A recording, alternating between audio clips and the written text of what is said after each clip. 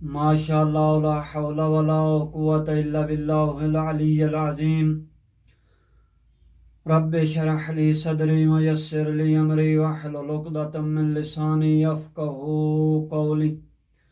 اعوذ باللہ من الشیطان الرجیم بسم اللہ الرحمن الرحیم الحمد للہ رب العالمین الصلاة والسلام علی اشرف الانبیاء والمرسلین اما بعد فقد قال اللہ سبحانہ وتعالی بسم اللہ الرحمن الرحیم۔ انشاءاللہ مومنین کرام آپ لوگ خیریت سے ہوں گے۔ دعا ہے کہ خالق کائنات آپ لوگوں کو کوئی دکھ اور تکلیف نہ دے، اور جو مومنین و مومنات بے اولاد ہیں ان کو اولاد نرینہ عطا فرمائے۔ جن مومنین کو اولاد دی ہے صحیح معنی تربیت کرنے کی توفیق عطا فرمائے، اور جو مومنین و مومنات اس جہان فانی سے چلے گئے ہیں ان کو جنت الفردوس میں اعلیٰ علیین میں جگہ عطا فرمائے، اور جو مومنین و مومنات حج و زیارات کے لیے آرزو رکھتے ہیں ان کی آرزو پوریاں فرمائے۔ تو میرے محترم سامعین، میں کچھ دن پہلے یعنی پہلے بسم اللہ کی تفسیر بیان کر رہا تھا، تو میرے محترم آئیں اسی حدیث یعنی پہلے بسم اللہ الرحمن الرحیم کا ترجمہ یعنی میں شروع کرتا ہوں اللہ کے نام سے جو بڑا مہربان نہایت رحم والا ہے، اور اسی کی ضمن میں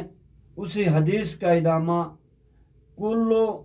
امر ذی بال لم یبدا فیہ بسم اللہ فہو ابتر۔ تو میرے محترم سامعین، اس کا ترجمہ یہ ہے یعنی جو اہم کام اللہ کے نام سے شروع نہ کیا جائے وہ بے اثر و بے نتیجے ہوتا ہے۔ تو میرے محترم سامعین، یہ عربی زبان میں ابتر کا معنی بے اثر و بے نتیجہ یعنی جس چیز کو کہتے ہیں،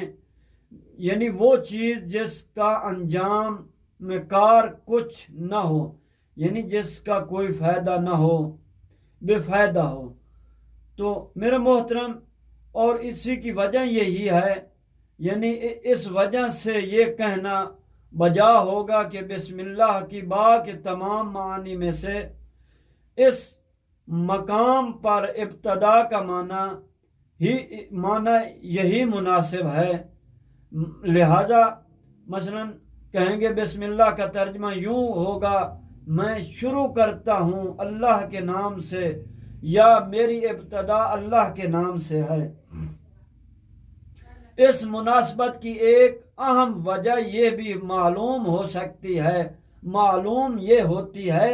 کہ کلام خدا کی ابتدا بھی اسی جملے سے ہوئی ہے، اور کلام افعال میں سے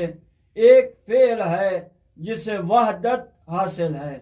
اور کسی کلام کی وحدت اس کے معنی و مفہوم کی وحدت کی وجہ سے ہوتی ہے۔